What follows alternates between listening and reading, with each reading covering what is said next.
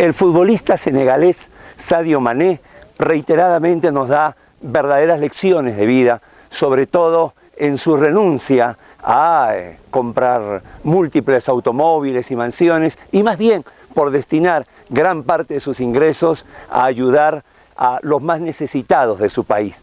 Hace un rato largo que el deporte se ha convertido en una escuela de vida y muchas veces resulta ser el deporte la mejor analogía que puede hacerse con el derecho. En efecto, en algunas competencias, sobre todo individuales, el inicio de ellas es determinante para que el final sea victorioso. Si nos imaginamos un mal arranque en una competencia de Fórmula 1 o un mal inicio de una carrera de 100 metros planos, es casi seguro de que el resultado no va a ser ganador. Algo similar ocurre en el proceso, sobre todo con la demanda. Una mala demanda, una demanda flaca, una demanda mal presentada, una demanda defectuosa, muy difícilmente va a asegurar la victoria en el proceso. Y de eso hablaremos el día de hoy acá, en el complejo arqueológico de Siyustani. Soy Guido Aguila Grados y esta es la entrega número 95 de Tribuna Constitucional. La estructura de la demanda. Sean todos bienvenidos. Desde que iniciamos nuestra formación en el ámbito procesal, cuando vamos gateando, cuando vamos dando nuestros primeros pasos en el ámbito del derecho procesal, nos dicen de que finalmente la demanda viene a ser el derecho de acción hecho carne, que luego de estallado el conflicto intersubjetivo de intereses hay una suerte de interregno, hay una etapa preprocesal, o es donde se prepara el proceso o donde se busca solucionar el conflicto. Sin embargo, el proceso en sí, el punto de partida, la postulación al mismo, se da con la interposición de la demanda. Y en este sentido, el Código Procesal Civil es la norma que a nuestro criterio contiene una verdadera estructura de la demanda. Ojo que cuando hablamos del Código Procesal Civil, siempre en nuestras distintas ponencias o clases en el GACAL, siempre hemos señalado nuestra resistencia a 3 puntos del Código Procesal Civil peruano de 1992, que ingresa en vigencia en 1993. El primero de ellos, la ausencia de una exposición de motivos, es una suerte de código sin alma. En segundo lugar, lo líricos que resultan algunos artículos de su título preliminar, sobre todo el artículo 4, cuando señala que las partes deben conducirse bajo el principio de la buena fe. Podemos aceptar la veracidad, la lealtad, pero no la buena fe. Justamente esa buena fe ha desaparecido producto del conflicto. Justamente esa buena fe no existe y dada la desconfianza que hay entre las partes es que recurren al proceso. Es más, la mayor prueba de la desconfianza que puede haber entre uno y otro resulta ser las medidas cautelares. Es decir, el asegurarme con algunos bienes que luego, más tarde, pueden ejecutarse. Sin embargo, y una tercera también que viene a ser lo referido a la nomenclatura de algunas instituciones. El Código Procesal Civil peruano, por ejemplo, regula la llamada reconvención, cuando no es reconvención, sino es contrademanda. El hecho de que existan jueces en el Perú que sean competentes por razón de la materia, de la cuantía, del grado, hace que no pueda haber un juez universal para que se dé una reconvención. Lo que existe más bien es una contrademanda, la posibilidad de la pretensión del demandado contra el demandante, pero tiene que ser de la misma naturaleza de la pretensión contenida en la demanda.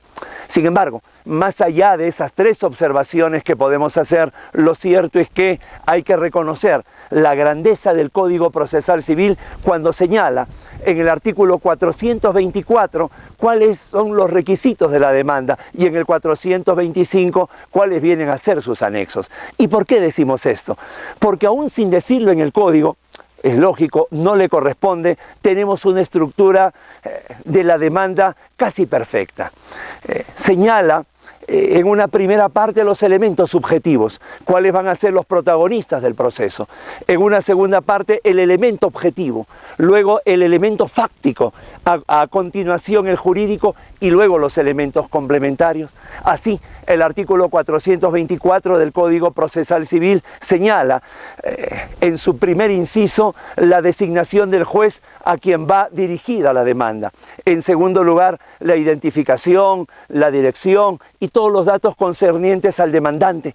En el inciso 3, lo mismo con referencia al representante si lo tuviere. Y en el inciso 4, también la identificación y dirección del demandado. Como podemos ver, en estos 4 primeros requisitos se encuentran los elementos subjetivos, se encuentran los protagonistas del proceso. En el inciso 5 señala el petitorio, que viene a ser el objeto de la demanda. En el 6, los fundamentos de hecho, la narración de los hechos que van a llevar justamente a luego señalar aquella pretensión. En el 7, los elementos jurídicos. Esto viene a ser el elemento de derecho que va a dar soporte justamente a los hechos.